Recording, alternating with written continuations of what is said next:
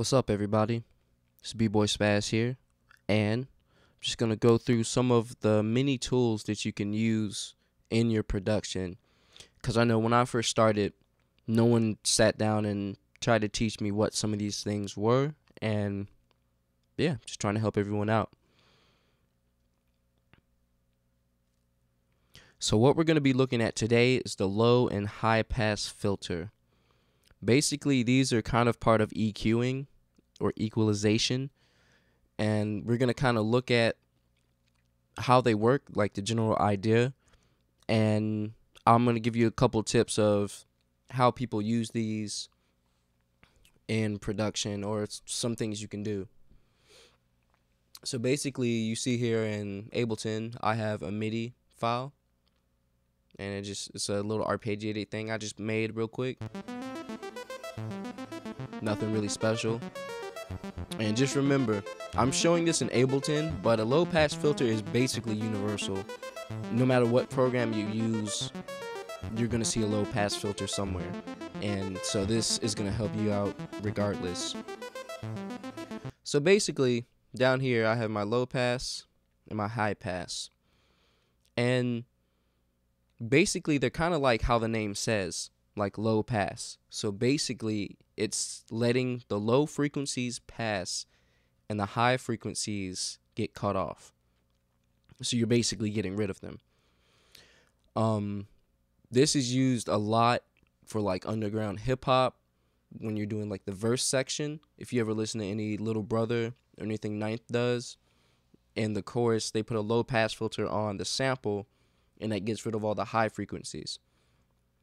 And in electronic stuff, it's used a lot on different synths to create different sounds.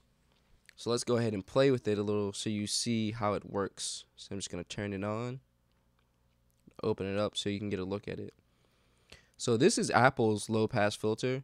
So it's simple. You have your cutoff frequency and your resonance. Basically, that's just going to show where you're cutting off your high frequencies at. So as you see, it goes all the way up to like 20 so kilohertz, and you can get it all the way down to 10 hertz. And basically, human ears can only hear about 20 to 20 kilohertz, so 20 hertz to 20 kilohertz.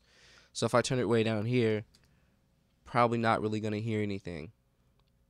It's still making sound, but yeah, it's way too low. So as you see, as I turn this up,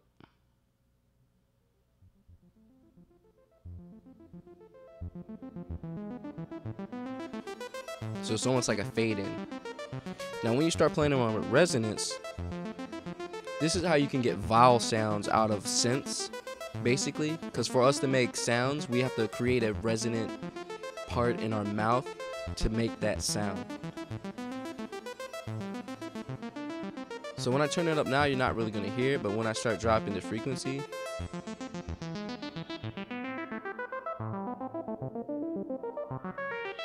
you get different effects like that.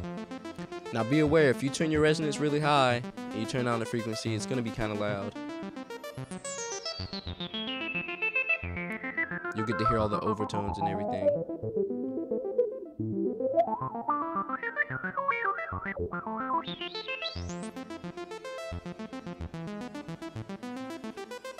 So that's a look at the low pass filter. Pretty straightforward. And the high pass is just the same. Like I said before, basically the low cannot pass, the high can. So it's getting rid of the low frequencies. So in this one, it's just going to sound a little different.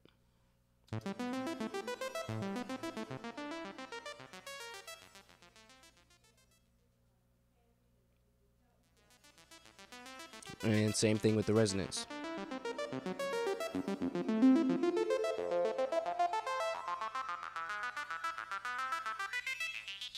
And because of all the overtones, if you listen, you can almost hear chords on single notes.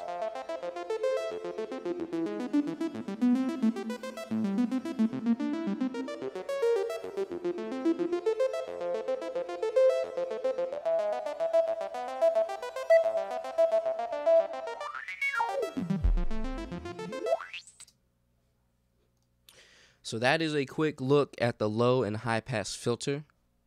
Just remember, if you all have any questions about anything, shoot them my way. And if there's any other effects you'd like to see, no matter what program it's in, just a different type of effect like reverbs, things of that sort, hit me up. All right, peace.